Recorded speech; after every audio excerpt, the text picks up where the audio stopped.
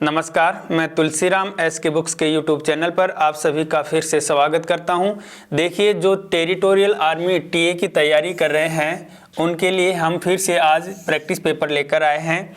इससे पहले हमारे यूट्यूब चैनल पर जो टीए में पूछे जाते हैं सब्जेक्ट, उनके टॉपिक्स की क्लास हो चुकी हैं, उनके वीडियो आ चुके हैं यूट्यूब चैनल पर। तो आज हम प्रैक्टिस पेपर लेकर आए हैं। हमारी एस के बुक्स की ये जो गाइड है और इसके साथ साथ में ये अभ्यास पेपर सेट है जिसमें कुल 50 पेपर्स दे रखे हैं। ये आप एग्ज़ाम के तैयारी के लिए आप अवश्य पढ़ें और एग्ज़ाम में अच्छे अंक हासिल करें। ये देखिए, जो हमारी एस के बुक्स का पेपर सेट है, इसी से हम आज प्रैक्टिस पेपर हल करवा रहे हैं। तो देखिए किस प्रकार के क्वेश्चंस एग्ज़ाम में पूछे जाते हैं, आपको ये पता चल जाएगा और किस पैटर्न के क्वेश्चंस आते हैं। तो सबसे पहले देखते हैं हम सामान्य ज्ञान का पार्ट। सामान्य ज्ञान का देखिए फर्स्ट क्वेश्चन आपका, ऑस्कर पुरस्कार के क्षेत्र में योगदान के लिए दिए जाते हैं। ऑप्शन में है सिनेमा, चित्रकला, शिक्षा, संस्कृति। ये चार आपके ऑप्शन में हैं, तो आपका उत्तर है सिनेमा।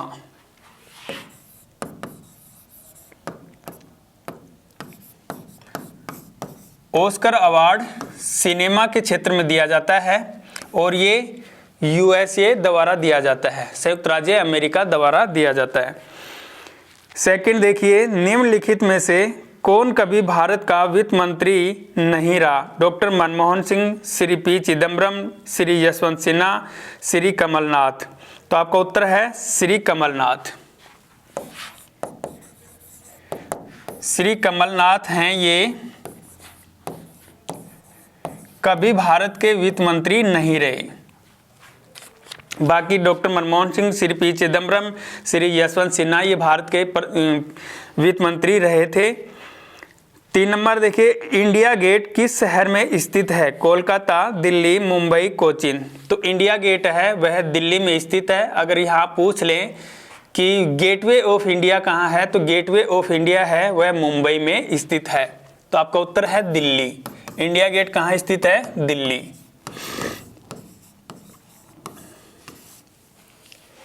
आगे देखिए 4 नंबर, खिलाड़ी जीव मिल्खा सिंह का संबंध किस खेल से है? Hockey, cricket, golf, billiards. तो आपका उत्तर है गोल्फ। जीव मिल्खा सिंह का संबंध है गोल्फ खेल से है। किससे है? गोल्फ। 5 नंबर देखिए, भाषा केरल प्रदेश में बोली जाती है। मलयालम, तेलुगु, गुजरात, तमिल। तो आपका उत्तर है मलयालम। मलयालम भाषा है ये केरल में बोली जाती है, मलयालम। 6 नंबर देखिए, 2000 यहाँ पे क्वेश्चन में दे रखा है कि 2024 ओलंपिक खेलों का आयोजन कहाँ किया जाएगा?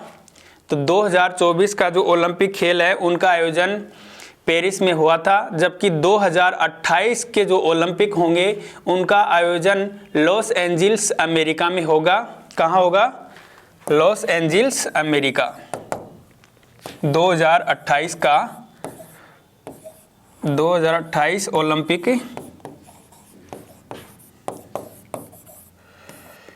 ये लॉस एंजिल्स में होंगे। लॉस एंजिल्स, और ये लॉस एंजिल्स है ये अमेरिका में स्थित है। तो इस प्रकार के जो करंट अफेयर्स के क्वेश्चंस पूछे जाते हैं या क्वेश्चंस आते हैं, उनके लिए हमारा यूट्यूब चैनल है एस के बुक्स का, उस पे वीकली जो करंट अफेयर्स की क्लास होती है उसका वीडियो आता है। तो आप उसमें करंट अफेयर्स में अपडेट रहने के लिए आप हमेशा हमारा एस के बुक्स का यूट्यूब चैनल फॉलो करें। 7 नंबर क्वेश्चन देखिए, भारत में किस राज्य की उच्च साक्षरता दर है? तमिलनाडु, केरल, मिजोरम, लक्षद्वीप। तो आपका उत्तर है केरल। साक्षरता दर के हिसाब से भारत का प्रथम राज्य है केरल और सबसे कम साक्षरता दर है वह भारत में बिहार की है। अधिक और कम है बिहार। बिहार राज्य की साक्षरता दर भारत में सबसे कम है। आगे देखिए 8 नंबर क्वेश्चन, भारतीय सशस्त्र सेनाओं के सर्वोच्च कमांडर कौन हैं? भारत के राष्ट्रपति, भारत के उपराष्ट्रपति, भारत के प्रधानमंत्री, थल सेना अध्यक्ष। तो आपका उत्तर है भारत के जो राष्ट्रपति होते हैं वे भारतीय सशस्त्र सेनाओं के सर्वोच्च कमांडर होते हैं। कौन होते हैं? भारत के राष्ट्रपति। भारत के राष्ट्रपति, भारत के राष्ट्रपति हैं ये भारतीय सशस्त्र सेनाओं के सर्वोच्च कमांडर होते हैं। आगे देखिए 9 नंबर, अंतरिक्ष में जाने वाले प्रथम भारतीय का नाम बताइए। ऑप्शन में है राकेश शर्मा, नरेश शर्मा, रवि शर्मा, राहुल शर्मा। ये आपके ऑप्शन में है, तो आपका उत्तर है राकेश शर्मा। राकेश शर्मा थे ये अंतरिक्ष में 3 अप्रैल 1984 को गए थे। तो आपका उत्तर है राकेश शर्मा। 10 नंबर देखिए, भारत के गृह मंत्री का क्या नाम है? देखिए ये भी करंट अफेयर से संबंधित क्वेश्चन है। करंट अफेयर से संबंधित जो क्वेश्चन आते हैं उसमें अपडेट रहने के लिए हमारा एसके बुक्स का यूट्यूब चैनल है, उसको फॉलो करें। उसमें हमारी हर वीक करंट अफेयर्स की क्लास होती है। तो देखिए आपका उत्तर है 10 में, भारत के गृह मंत्री कौन हैं? तो भारत के गृह मंत्री हैं अमित शाह, श्री अमित शाह। श्री अमित शाह हैं ये भारत के गृह मंत्री भी हैं और सहकारिता मंत्री भी हैं। और यहाँ ऑप्शन में दे रखा है कि नरेंद्र मोदी, एस जयशंकर प्रसाद, नितिन गडकरी, इनमें से कोई नहीं। तो यहाँ ऑप्शन के हिसाब से आपको उत्तर हो जाएगा इनमें से कोई नहीं, जबकि भारत के गृह मंत्री हैं श्री अमित शाह। नरेंद्र मोदी हैं, श्री नरेंद्र मोदी हैं ये भारत के प्रधानमंत्री हैं। श्री एस जयशंकर प्रसाद हैं ये भारत के विदेश मंत्री हैं।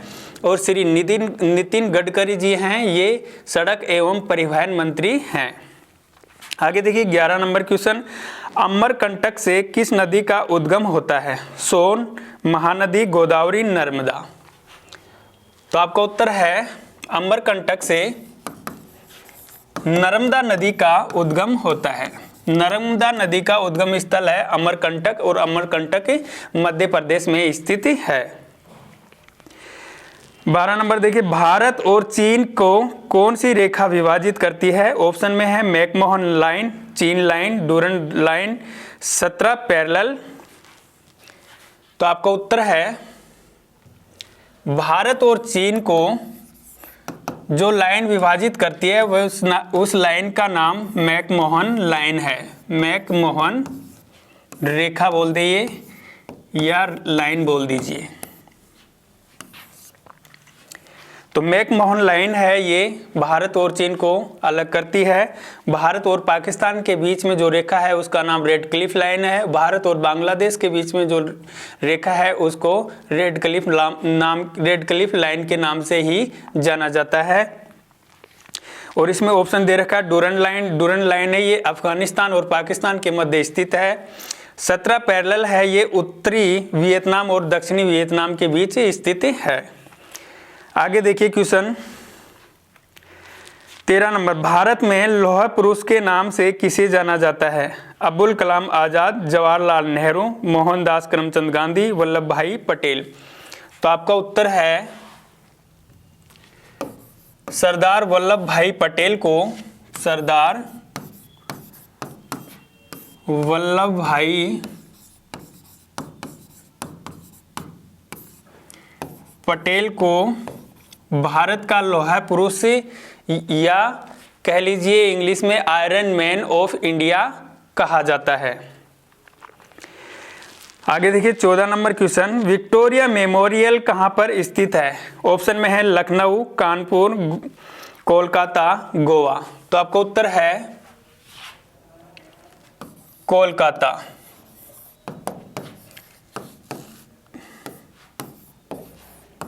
कोलकाता। और ये कोलकाता है ये पश्चिम बंगाल की राजधानी है। पश्चिम बंगाल की राजधानी।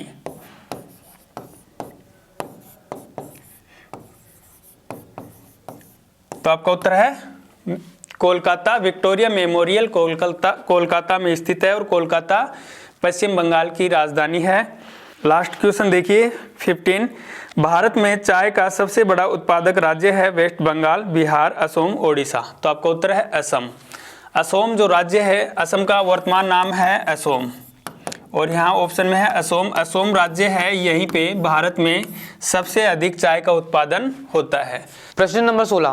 प्रश्न नंबर 16 क्या कह रहा है? कैल्शियम ऑक्साइड का रासायनिक सूत्र क्या होता है? 16 में क्या कह रहा है? क्या पूछा है? Calcium oxide. देखो कैल्शियम माने Ca, ऑक्साइड O। अब Ca की हमारी वैलेंसी क्या होती है? +2, ठीक है। ऑक्सीजन की क्या होती है? -2, ठीक है। तो 2 से इधर गया, 2 इधर आ गया, तो फॉर्मूला हमारा क्या बनेगा? Ca2 और O2। पर इसको हम बैलेंस आउट कर सकते हैं, तो हम इसको लिख देंगे CaO। ये जो फॉर्मूला होता है बनाने का तरीका ऐसे होता है, ठीक है। तो कैल्शियम ऑक्साइड का फॉर्मूला है CaO। ऑप्शन हो जाएगा ऑप्शन ए, 16 का ऑप्शन ए, ठीक है। जब भी हमें फॉर्मूला बनाना होगा, आपको फॉर्मूला नहीं पता है तो हमकी उनकी वैलेंसी अगर पता है तो हम फॉर्मूला बना दोगे, ठीक है। जैसे अगर मान लो हमें किसका बनाना, हाइड्रोक्लोरिक एसिड का बनाना हो, तो हाइड्रोजन की वैलेंसी कितनी होती है? +1, ठीक है। और सल्फ्यूरिक SO4 की वैलेंसी क्या होती है? -2, तो 2 इधर गया, 1 इधर गया, तो फॉर्मूला क्या बन गया? H2SO4 पूरे पे 1, तो ये 1, ठीक है। तो हमारा फॉर्मूला क्या बन गया? H2SO4। सेम अगर हमें जैसे पानी का H2O का फॉर्मूला बनाना हो तो HO, H की वैलेंसी क्या है? +1, ऑक्सीजन की क्या है? -2, ऑक्सीजन की दिख रहा है -2, H इधर गया, 2 इधर गया, तो क्या बना? H2O, ठीक है। तो फॉर्मूला बनाने का तरीका ऐसा होता है। तो इसका सही उत्तर रहेगा ऑप्शन ए, CaO, ठीक है। अगला देखेंगे क्वेश्चन नंबर 17। मनुष्य के अंदर सबसे लंबी हड्डी कौन सी होती है? सबसे लंबी हड्डी क्या होती है? फीमर। 17 का ऑप्शन ए, 17 का ऑप्शन ए, फीमर सबसे लंबी हड्डी होती है। उसके बाद देखेंगे क्वेश्चन नंबर 18। 18 में क्या बोल रहा है कि खून किसके द्वारा शुद्ध होता है? खून को का शुद्धिकरण कौन करता है? किडनी। ऑप्शन हो जाएगा सी, कौन करता है? किडनी करती है हमारी शुद्धिकरण, किसका? रक्त का, ठीक है। क्वेश्चन नंबर 19 क्या कह रहा है? 19 में क्या बोल रहा है वो कि बाल, नाखून तथा खुर किससे बने होते हैं? सही उत्तर है उसका ऑप्शन डी, प्रोटीन। एक तरह का प्रोटीन होता है केरोटीन, ठीक है। केरोटीन नाम से एक प्रोटीन होता है, एक प्रोटीन होता है एक तरह का, जो हमारे नाखून, खुर और बाल होते हैं वो प्रोटीन से बने होते हैं। तो सही उत्तर आ जाएगा ऑप्शन डी, प्रोटीन, ठीक है। प्रश्न नंबर 20। ऊष्मा की इकाई क्या है? ऊष्मा की इकाई क्या है? ऊष्मा की इकाई जो SI यूनिट होती है हमारी, वो होती है जूल, ठीक है। क्या होती है? जूल। तो सही उत्तर आएगा ऑप्शन ए, ठीक है। सही उत्तर आएगा option A, joule. Question number 21 देखेंगे। 21 में क्या पूछ रहा है वो? प्रोटॉन का आवेश होता है, प्रोटॉन का आवेश होता है धनात्मक, पॉजिटिव, ठीक है। क्या होता है? धनात्मक। सही उत्तर आ जाएगा ऑप्शन सी। और प्रोटॉन का आवेश होता कितना है? प्लस में होता है 1.6 × 10⁻⁻19 C, ठीक है। प्लस में होता है, धनात्मक होता है, तो सही उत्तर हो जाएगा ऑप्शन सी, 21 का ऑप्शन सी। प्रश्न नंबर 22। सही उत्तर हमारा क्या है? Option A. किसकी अनुपस्थिति में होता है? एनारोबिक रेस्पिरेशन, ऑक्सीजन की अनुपस्थिति में। सही उत्तर क्या है? ऑक्सीजन, ठीक है। और इसमें क्या होता है? ऊर्जा कम निकलती है पर ये बहुत तीव्र होती है, ठीक है, तीव्र होती है। ऊर्जा जो होती है हमारी, वो जो ऊर्जा है हमारी वो कम निकलती है, पर जो हमारी प्रोसेस होती है, जो प्रक्रिया होती है वो तीव्र होती है। और किसकी अनुपस्थिति में होती है? ऑक्सीजन की अनुपस्थिति में।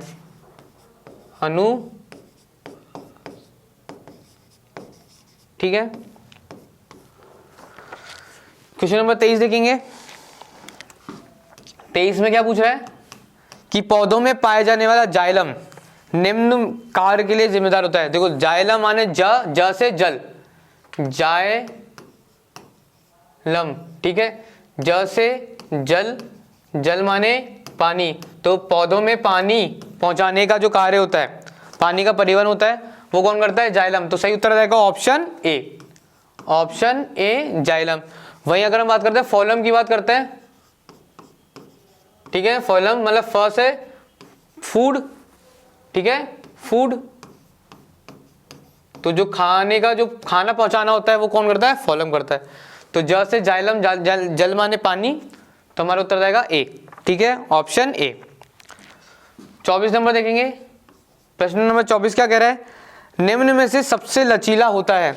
सही उत्तर आएगा ऑप्शन सी स्टील। बहुत लोग इसका गलत उत्तर क्या कर देंगे, रबड़, गलत उत्तर हो जाएगा। स्टील जो होता है हमारा वो रबड़ से भी ज्यादा लचीला होता है ना। सही उत्तर आ जाएगा स्टील। क्वेश्चन नंबर 25 देखो, हमने 25 अभी पहले जब क्वेश्चन नंबर 16 देखा था तब भी देखा था कि सल्फ्यूरिक एसिड या अलम जो होता है उसका फॉर्मूला क्या होता है, ऑप्शन ए H2SO4, ठीक है। और इसको कहाँ यूज करते हैं हम इसको यूज करते हैं, देखो कार बैटरी जो होती है ना उसके अंदर यूज करते हैं इसको, कार की जो बैटरी होती है उसके अंदर। 26 नंबर देखेंगे, निम्नलिखित में से कौन सी गैस पृथ्वी की जलवायु पर गहरा प्रभाव करती है। सही उत्तर आ जाएगा option A carbon dioxide, CO2, ठीक है। जो ऑक्सीजन है, नाइट्रोजन है और हाइड्रोजन है, इनसे प्रभाव इतना नहीं पड़ता। जहाँ ऑक्सीजन हमारी क्या ग्रीन हाउस इफेक्ट होता है और ये हमारी क्या पॉल्यूटेड गैस होती है उसमें आती है। तो जो प्रभाव पड़ता है जलवायु पे वो किससे पड़ता है, CO2 या कार्बन डाइऑक्साइड से। तो ऑप्शन हो जाएगा इसका ऑप्शन ए। क्वेश्चन नंबर 27 देखेंगे, 27 क्या कह रहा है, सफेद रक्त कणिकाओं का मुख्य कार्य क्या होता है। उनका मुख्य कारण क्या होता है, बीमारियों से लड़ना या संक्रमण को बचाना, उनसे मुकाबला करना। तो सही उत्तर जाएगा ऑप्शन ए संक्रमण को मुकाबला करना।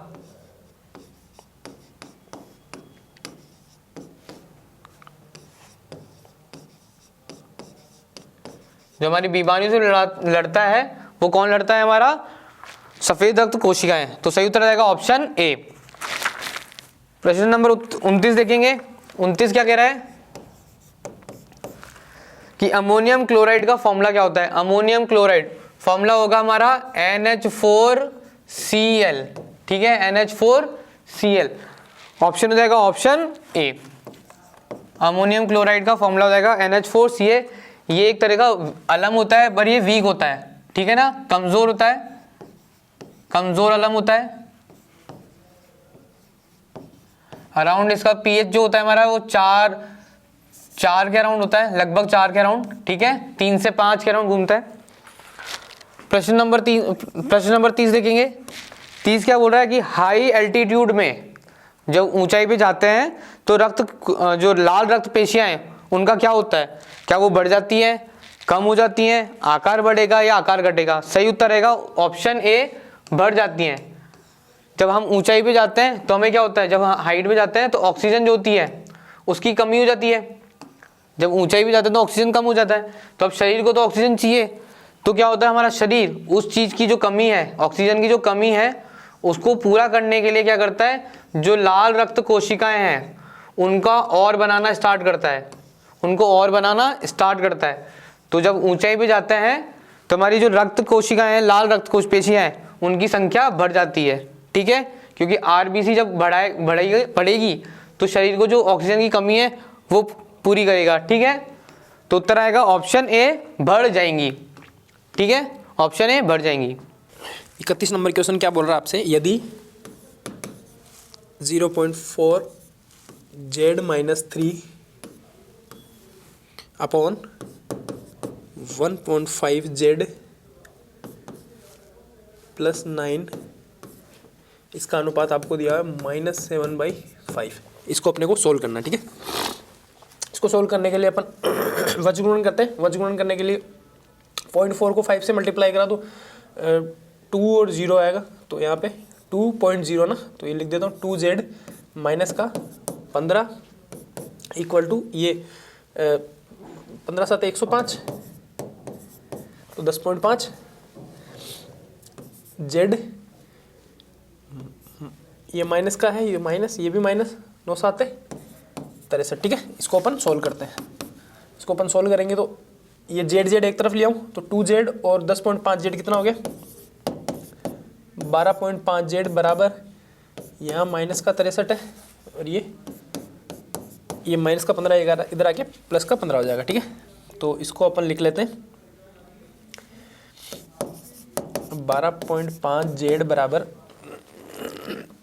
ये गया तो 63 में से 15 गया तो माइनस का 48 मतलब 48 बच गया आपके पास, ठीक है। तो जेड बराबर माइनस का 48 अपॉन 12.5 या फिर इसको क्या लिख सकते हैं अपन माइनस का 480 बटा 125 और इसको अपन सोल्व करते हैं। तो इसको अपन काटा पीटी करते हैं, 5 से अगर इसको काटेंगे तो 9 बार में 45, 3 आ गया 96, ये माइनस का तो आई और ये चला जाएगा आपके पास 25 बार में, ठीक है। तो माइनस का 96 अपॉन 25 कौन सा ऑप्शन इसका, option number B is correct answer, ठीक है। आप आसानी से इसको कर सकते हैं, केवल पहले वज्र गुणन करा, वज्र गुणन करने के बाद मैंने सोल्व करा, ठीक है। नेक्स्ट क्वेश्चन की बात करते हैं अपन, क्वेश्चन नंबर 32। क्वेश्चन नंबर 32 आपको क्या बोल रहा है, कोई दुकानदार अंकित मूल्य पर 30% की छूट देता है, त्योहार के कारण वह पुनः 10% की छूट की घोषणा करता है, दोनों छूट मिलाकर एक छूट के बराबर करो। तो दोनों छूट मिलाकर एक बराबर करने का अपने पास एक फॉर्मूला होता है x + y - xy अपॉन 100, ठीक है। क्योंकि जो क्रमिक छूट है ना, तो ये भी क्रमिक छूट हो गई, पहले तो उसने 30% की छूट दे रखी थी, फिर 10% की छूट उसने और दे दी। स्टार्टिंग में छूट कितनी थी 30% की, फिर त्योहार के बाद में उसने कितनी छूट और कर दी 10% की छूट कर दी। तो अब अपन टोटल छूट निकालना है ना, या तो आप इसको 100 रुपये मान के करो, 100 रुपये मानेंगे तो 30% छूट देने पे 70 रुपये का रहेगा, फिर 70 रुपये को आप उसका 10% और निकालेंगे तो उसके माइनस निकालें 7 रुपये आएगा, 7 रुपये 70 में से 7 निकालें 63, 100 - 63 मतलब 37%। ये तो हो गया जबानी क्वेश्चन करने का। और डायरेक्टली इसका जो फॉर्मूला होता है x + y - xy अपॉन 100, जो छूट दे रखी है अपने को 30 + 10 माइनस का 30 × 10 बटा 100, बस ये काम करना है अपने को, ठीक है। यहाँ क्या हुआ 40 माइनस का 3 बराबर 37% की टोटल छूट हो गई उसके पास, है ना। 63 रुपये की चीज़ पड़ेगी तो यहाँ पे उसके पास 37 की हो गई। ये कौन सा ऑप्शन है आपका, ऑप्शन नंबर बी। तो इसमें भी क्या हो गया, option number B is correct answer. ये जो आपका टीए जो आप एग्ज़ाम दे रहे हैं, इसके लिए ये जो अभ्यास पेपर सेट है, ये 50 पेपर्स का, ये भी हमारे एसके बुक्स का जो पेपर सेट है, आप इसको लेके आपकी तैयारी को और ज़्यादा मजबूती प्रदान कर सकते हैं। और अगर आप ज़्यादा से ज़्यादा प्रैक्टिस करते हैं ना, तो आप एग्ज़ाम में क्या आपको डर नहीं लगता, आप फियरलेस हो जाते हैं। तो ये आप बुक ले सकते हैं, ऑनलाइन ऑर्डर के लिए डिस्क्रिप्शन बॉक्स में आपको लिंक मिल जाएगा, तो आप वहाँ से ऑर्डर कर सकते हैं। नेक्स्ट क्वेश्चन की बात करते हैं अपन, क्वेश्चन नंबर 33 में क्या दिया हुआ है, 3 की पावर 3 का होल स्क्वायर, ठीक है। 3 की पावर 3 का होल स्क्वायर अपने को निकालना है। तो ये अपन आसानी से निकाल सकते हैं, 3 की पावर 3 करूँगा तो 3 × 3 × 3 मतलब 27 का स्क्वायर। तो 27 का स्क्वायर 27 × 27, या तो आप गुणा करो या फिर आपको 30 तक के स्क्वायर तो सबको पता होने चाहिए। 30 तक के स्क्वायर अगर सबको पता नहीं है, ये क्या है जल्दी कैलकुलेशन करने में काम आते हैं, ठीक है। तो 729, 27 का स्क्वायर होता है 729, या फिर आप गुणा भी कर सकते हैं। तो कौन सा ऑप्शन है इसका, 33 में option number B is correct answer. Next question है जबानी क्वेश्चन करने का है 34। इसमें क्या है, घनाभ के आयतन का फॉर्मूला है। तो आयतन क्या होता है, पृष्ठीय क्षेत्रफल इंटू हाइट, ऊंचाई है ना। तो पृष्ठीय क्षेत्रफल ये डायरेक्टली आप, या फिर एल बी और एच, ये तो क्षेत्रफल हो जाता है, ठीक है। एल और बी एक पेड़ का, और हाइट हो गई एच, ठीक है। तो आप ऐसे इसको आयतन निकाल सकते हैं, लंबाई गुणा चौड़ाई गुणा ऊंचाई, ये इसके घनाभ का आयतन होता है, ठीक है। ये कौन से ऑप्शन में, ऑप्शन नंबर सी में। तो 34 में option number C is correct answer. Next question की बात करते हैं पर क्वेश्चन नंबर 35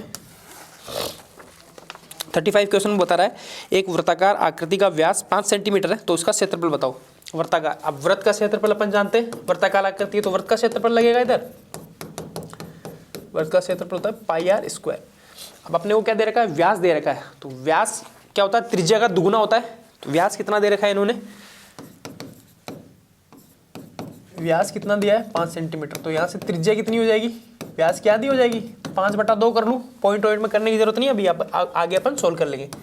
पाई का मान 22/7 गुणा 5/2 गुणा 5/2, इसको अपन सोल्व करते हैं। ये गया 11 बार में। अब अपने को इसको काटापीटी ही करनी पड़ेगी, 5 × 25 गुणा 11, ठीक है। 11 गुणा 25/14, इसको अपन सोल्व करते हैं काटापीटी करके।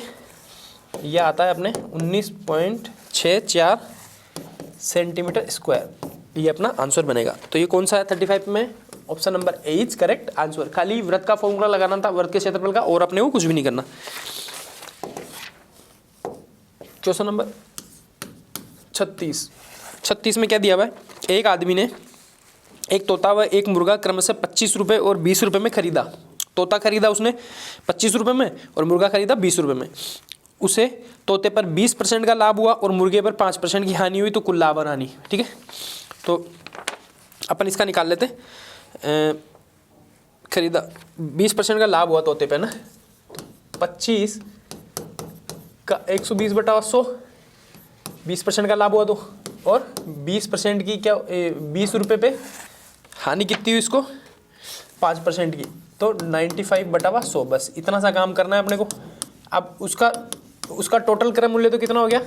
सीपी कितना हो गया? 25 रुपये में तो तोता खरीदा और 20 रुपये में उसने मुर्गा खरीदा, तो कितना हो गया? 45 रुपये उसका क्रय मूल्य है। ठीक है, अब ये अपन निकालते हैं। तो यहाँ पे आ गया आपके पास एक बार में ये गया, 4 बार में ये गया, एक बार में ये गया 30, तो 30 प्लस ये गया आपके एक बार में, ये गया 5 बार में, ये गया 19 बार में। 30 प्लस 19 मतलब 49 रुपये में वो बेच रहा है, 45 रुपये में खरीद रहा है, तो उसका लाभ कितना हो गया उसको?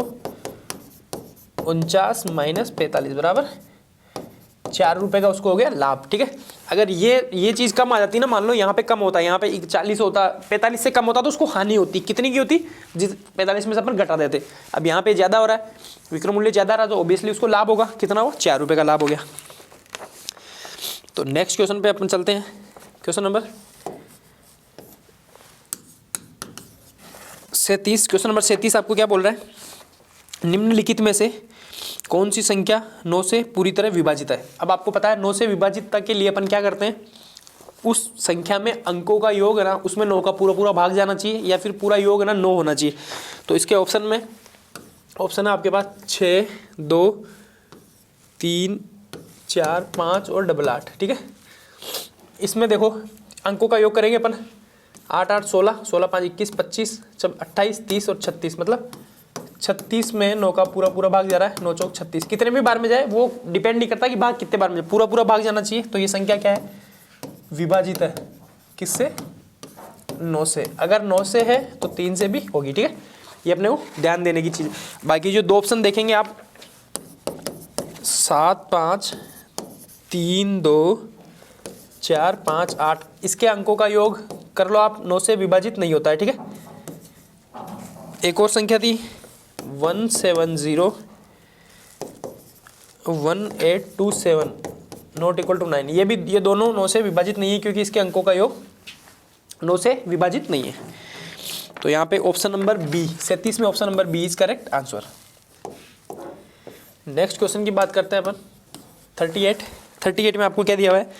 एक शंकु की त्रिज्या तथा तिरछी ऊंचाई का अनुपात 4:7 है। इसका वक्र पृष्ठ आपको दिया हुआ है 3168 वर्ग सेंटीमीटर है, तो इसकी त्रिज्या आपको निकालनी है। ठीक है, अब आपको अनुपात दिया हुआ है, त्रिज्या और हाइट का अनुपात है इसमें 4:7। तो ठीक है, तो इसको मैं क्या करता हूँ, इसको कुछ इससे मल्टीप्लाई कर लेता हूँ के से, है ना। तो के अपना क्या हो जाएगा? के की वैल्यू अपन निकाल के और डायरेक्टली आर और एच अपन निकाल लेंगे। ठीक है, तो यहाँ पे आपको क्या दिया हुआ है? वक्र पृष्ठ। तो वक्र पृष्ठीय क्षेत्रफल आपको कितना दिया हुआ है इसने? 3168। अब अपन जानते हैं वक्र पृष्ठीय क्षेत्रफल क्या होता है? पाई आर एल। ठीक है, तिरछी ऊंचाई, अब ये जो तिरछी ऊंचाई है वो एल ही है। ठीक है, तो यहाँ पे आप एल कर दो इसको ना, तिरछी ऊंचाई। तो यहाँ से आपके पास कितना आ जाएगा? 3168, ये आपको दिया हुआ है। ये हो गया 22/7 गुणा 4K इंटू 7K बराबर 3168। यहाँ से अपने पास K की वैल्यू अपन निकाल लेते हैं। फिर जो K की वैल्यू 4K तो हो जाएगी रेडियस, मतलब त्रिज्या, और 7K हो जाएगा आपके पास ऊंचाई। ठीक है, तो ये एक साथ से एक साथ यहाँ पे कैंसिल हो गया। अब यहाँ पे अपने पास आ गया, इसको अपन 22 से कर लेते हैं कैंसिल आउट। ठीक है,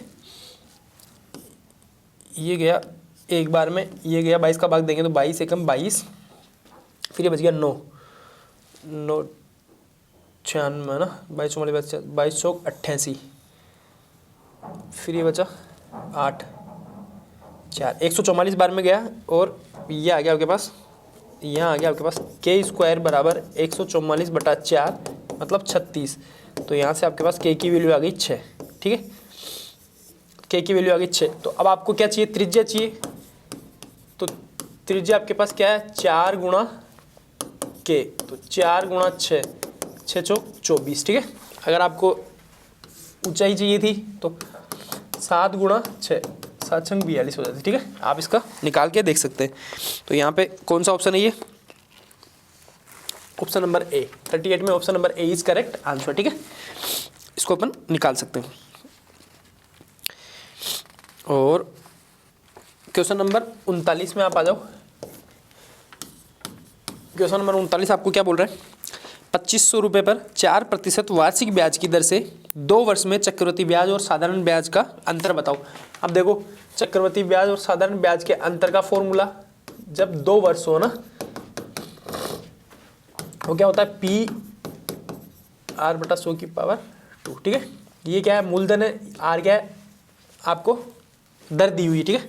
तो अब अपने को क्या निकाला, 2500 रुपये मूलधन है, 2500 रुपये, आर आपको कितना दिया हुआ है, 4%/100⁻², ठीक है। ये गया एक बार में, ये गया 25 बार में। इसको क्या लिख सकता हूँ मैं, 2500/25 गुणा 25, इसको काट लेते हैं अपन 100 बार में, ये गया 4 बार में। तो यहाँ पे अंतर आ गया आपके पास 4 रुपये का, ठीक है। चक्रवृद्धि ब्याज और साधारण ब्याज का अंतर 2 साल के अंतर का फॉर्मूला होता है PR/100⁻²। तो यहाँ पे कितना आ गया, ये ऑप्शन नंबर बी में 39 में option number B is correct answer. ये पेपर सेट अपन सोल्व कर रहे हैं, अभ्यास पेपर सेट, ठीक है। 40 नंबर क्वेश्चन, 40 नंबर क्वेश्चन में आपको क्या दिया हुआ है, यदि एक त्रिभुज के 2 कोण 110 डिग्री तथा 15 डिग्री है तो तीसरा कोण बताओ। अब आपको पता है त्रिभुज के तीनों कोणों का योग कितना होता है, 180 डिग्री होता है, ठीक है। आपको 2 कोण दिए हुए हैं, तो तीसरा कोण अपन निकालेंगे। तो आपका तीसरा कोण कितना हो जाएगा, 180 माइनस 110 माइनस 15 डिग्री, ठीक है। तो इसको अपन निकालेंगे, तो ये आपके पास आ जाएगा 55 डिग्री। तो तीसरा कोण कितना हो गया, 55 और 15 70 और 110 180, ठीक है। तो यहाँ पे कौन सा है, 40 में option number B is correct answer. Question number 41, question number 41 में आपको क्या दिया हुआ है, सीरीज में कौन सी संख्या गलत है। सीरीज आपको दी हुई है 8 27 64, फिर आपको दे दिया 100, फिर आपको दे दिया 125 216 343, ठीक है। अब देखो, ये हो गया 2 का क्यूब, ये हो गया 3 का क्यूब, ये हो गया 4 का क्यूब, यहाँ आना चाहिए 5 का क्यूब। 5 का क्यूब मतलब 4 का, 5 का क्यूब 125 आना चाहिए, जबकि यहाँ पे 100 है। तो आपके पास संख्या गलत कौन सी है, 100। तो ये कौन सा ऑप्शन है, 41 में option number B is correct answer. क्योंकि 2 का क्यूब 8 होता है, 3 का क्यूब 27, 4 का क्यूब 64, 5 का क्यूब 125 होना चाहिए, जो कि यहाँ है, तो ये गलत हो गई, ठीक है। फिर ये आपके पास 6 का क्यूब, ये आपके पास 7 का क्यूब, ठीक है। इसको आप एक सीरीज के अनुसार इसको आसानी से समझ सकते हैं। क्वेश्चन नंबर 42 में क्या दिया हुआ है, x अनुपात y बराबर आपको दिया हुआ है 2:3। अपने को वैल्यू निकालनी है 3x + 2y बटा 9x + 5y, इसकी अपने को वैल्यू निकालनी है। तो अपन वैल्यू निकाल सकते हैं, x का अनुपात ये, y का अनुपात ये, 3 × 2 + 2 × 3। x के अनुपात का x की जगह रखा, y वाला y की जगह रखा, 9 × 2 + 5 × 3, अपने को ये निकालना है। तो ये आ गया आपके पास 6 + 6 12, ये आ गया 18 + 15, ठीक है। आपको निकालना है 12/33, और कट रहा है क्या, बिल्कुल 3 से कट रहा है, 4 × 3 12 11, मतलब 4/11। कौन सा ऑप्शन है इसमें, option number B, option number B is correct answer, ठीक है। 42 में आप ऐसे देख सकते हैं। क्वेश्चन नंबर 43 आपको दिया है, 1 किलो सेब की कीमत 40 रुपये। अगर 1 किलो में 4 सेब है तो 25 सेब की टोकरी कितने की होगी? 25 सेब की टोकरी, मतलब सेब टोकरी में कितनी सेब है? 25। और आपको दिया हुआ है 1 किलो सेब में कितनी सेब आती है? 1 किलो की कीमत, 1 किलो सेब की कीमत इन्होंने कितनी आकी है? 40 रुपये। और 1 किलो में सेब कितनी आती है? 4। 1 किलो में सेब आती है 4 सेब। तो यहाँ से एक सेब का मूल्य निकाल सकता हूँ। एक सेब का मूल्य आपके पास कितना आ गया? 40/4 मतलब 10 रुपये। 10 रुपये एक सेब का है, तो 25 सेब का मूल्य आप आसानी से निकाल सकते हैं। 10 गुणा 25 बराबर 250 रुपये की जो है सेब की टोकरी है। कौन सा ऑप्शन है इसमें? Option number D is correct answer. ठीक है, आप ऐसे निकाल सकते हैं क्योंकि 4 सेब थी, 1 किलो में 4 सेब आती है और 1 किलो सेब की कीमत 40 रुपये है। तो 40 रुपये, एक सेब की कीमत कितनी आ गई आपके पास? एक सेब की कीमत आ गई 10 रुपये। ठीक है, यहाँ से आप 44 में क्या है? 29, 25, 38, 22, 38, 25, 38 और 29 ये है। इसका क्या निकालना है? बहुलक निकालना है।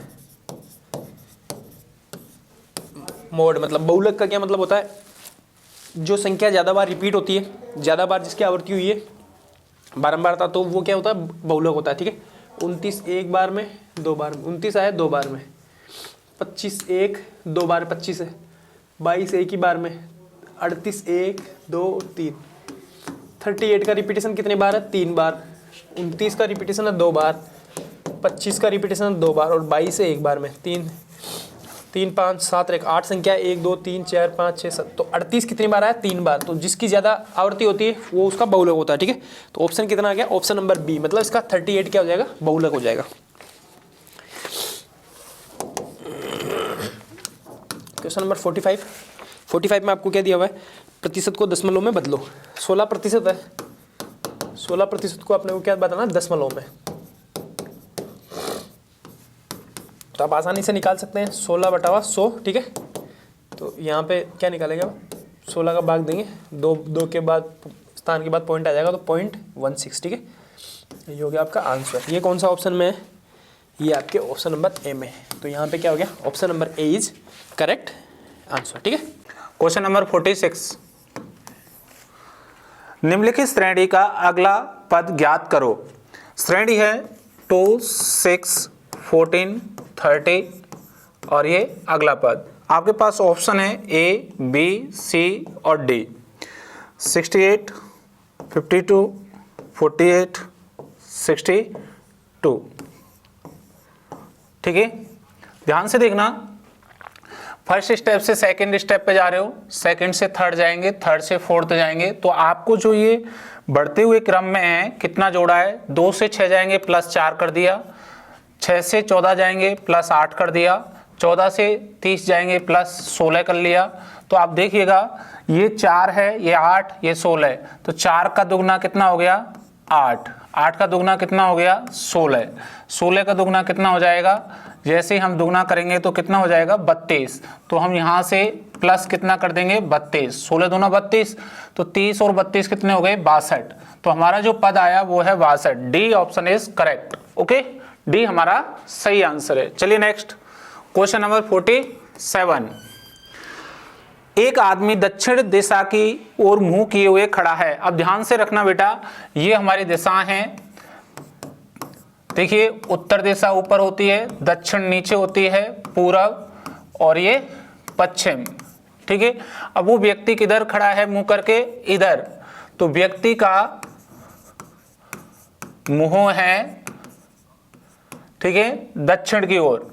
ठीक है, अब वो कह रहा है क्वेश्चन आगे, वह घड़ी की सुई की दिशा के विपरीत 135 डिग्री घूमता है। सुई के विपरीत घूमता है मतलब 135 डिग्री लेफ्ट घूमेगा। क्लियर है ना? तो ध्यान से देखिएगा, जब वो लेफ्ट घूमेगा, इस तरफ देख रहा है वो, तो वो 90 ये हो गया और ये 45, तो टोटल यहाँ से यहाँ तक जाएंगे तो 135 डिग्री ये लेफ्ट हो गया, तो इसका मुंह कहाँ हो गया, अब उत्तर पूरब की ओर हो गया। आगे क्वेश्चन कह रहा है, ध्यान से देखिए, उसके बाद वह घड़ी की सुई की दिशा के अनुरूप 180 डिग्री मुड़कर, ठीक है, अब 180 डिग्री मुड़ता है। अब कितना मुड़ता है, 180 डिग्री राइट साइड में मुड़ता है। तो ध्यान रखना उत्तर पूरब का 180 डिग्री हमें मुड़ना है, जस्ट विपरीत हो जाएंगे तो हमारा होगा दक्षिण पश्चिम। तो ये हमारा जस्ट हम जैसे ही क्लॉकवाइज यहाँ आएंगे 180 डिग्री हो जाएगी ये राइट साइड में, तो हमारी जो दिशा हो गई दक्षिण पश्चिम। तो हमारा जो अब मुंह है वो है दक्षिण पश्चिम की ओर। किधर है, दक्षिण पश्चिम की ओर। तो अब है किस दिशा की ओर मुंह किए हुए है, दक्षिण पश्चिम की ओर। तो आपका जो आंसर है वो answer C option is correct. कौन सा, सी ऑप्शन बिल्कुल सही है। ठीक है, चलिए नेक्स्ट क्वेश्चन नंबर 48। ये कह रहा है, यदि किसी कोड में DAUGHTER को TERDAUGH लिखा जाता है, तो ये कह रहा है APTUDE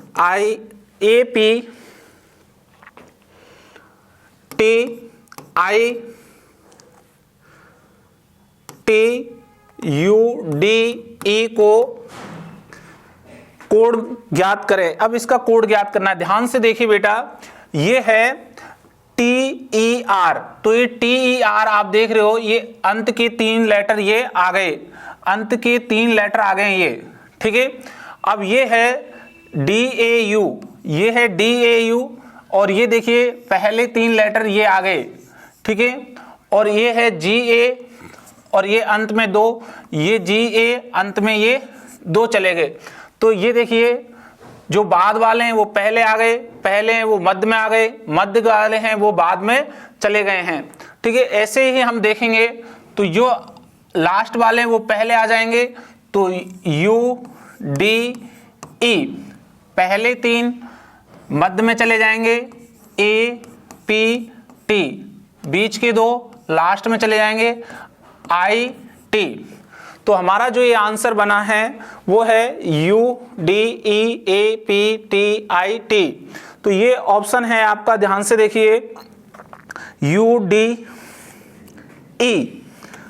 ठीक है, फिर AP, फिर TIT, ठीक है। तो ये आपका जो आंसर बना वह आंसर है आपका बी ऑप्शन इज करेक्ट। कौन सा ऑप्शन, बी ऑप्शन बिल्कुल आपका सही है। देखिए बी ऑप्शन में अब UDEAPTIT। ओके, चलिए नेक्स्ट आगे बढ़े। क्वेश्चन नंबर 49 ये कह रहा है, निम्नलिखित श्रेणी का अगला पद ज्ञात करो। अब हमें अगला पद ज्ञात करना है 5, 25, 125, 625 और 3125। अब हमने को अगला पद ज्ञात करना है। ध्यान से देखिए बेटा, अब इसको, इसके हमारे जो ऑप्शन हैं वो हैं A, B, C और D। 4 ऑप्शन हैं, 3750, 5325, 15625 और 61,325। अब देखिए आंसर यहाँ पे, ये 5 है, ये 25, ये 125, ये 625 और ये 3125। तो देखिए हम 5 को कह सकते हैं 5 का एक बार, 5 को 1 से गुणा करें तो 5, और 25 को 5 का स्क्वायर, यहाँ 125 को 5 का क्यूब। मतलब इसको 5 को एक ही बार करें गुणा तो 5 एकम 5 को 2 बार करेंगे 55 25, 5 को 3 बार करें 125, 5 को जैसे ही 4 बार गुणा करेंगे तो कितना आ जाएगा 625, 5 को 5 बार गुणा करेंगे कितना आ जाएगा 3125, और 5 को 6 बार जब गुणा करेंगे तब हमारा होगा 16 15 625। कितना होगा 15 625। C option is correct. Okay, C हमारा बिल्कुल सही है, क्योंकि हम इस 5 को 5 × 5 × 5 × 5 × ये 5 इंटू 5 इंटू ये हमें कितनी बार गुणा करना है, 6 बार। तो हमारा कितना आएगा 15,625। तो C option is right. Okay, चलिए नेक्स्ट क्वेश्चन नंबर 50। ये कह रहे हैं यदि किसी सांकेतिक भाषा में TEMPORARY, ठीक है, इसको कह रहा है EMEPRSAYOYM, ठीक है। आगे कह रहा है वो EXCUSE, ठीक है, और इसका कोड कह रहा है PGNVXP, और आपसे पूछ रहा है ASSURE, ठीक है। अब ध्यान से देखिए, समानता का नियम लग रहा है। T का कोड E, E का P, M का R, P का S, O का A, R का Y, A का O। देखिए A का O हो गया और R का Y, R का Y, R का Y और Y का M। E का P, ठीक है, E का P है ना, X का G, C का N, U का V, S का X और E का P। तो देखिए A का कोड क्या होगा हमारे पास, A है, ये आप देख रहे हो A का O हो जाएगा। तो सबसे पहले A का क्या लाएंगे, O। अब हमारे पास S है, S का X हो जाएगा, तो 2 बार X लिख देंगे, ठीक है। और U का क्या है V, ये V लिख देंगे। और R का देखिए क्या है Y, तो ये Y लिख देंगे। और E का क्या है हमारे पास P, तो ये P लिख देंगे, ठीक है। तो ये हमारा आंसर बना OXXVYP। तो ये ऑप्शन जो आपको मिलेगा वो ध्यान से देखिए, OXXVYP, B option is correct. B आपका बिल्कुल सही आंसर है। ओके।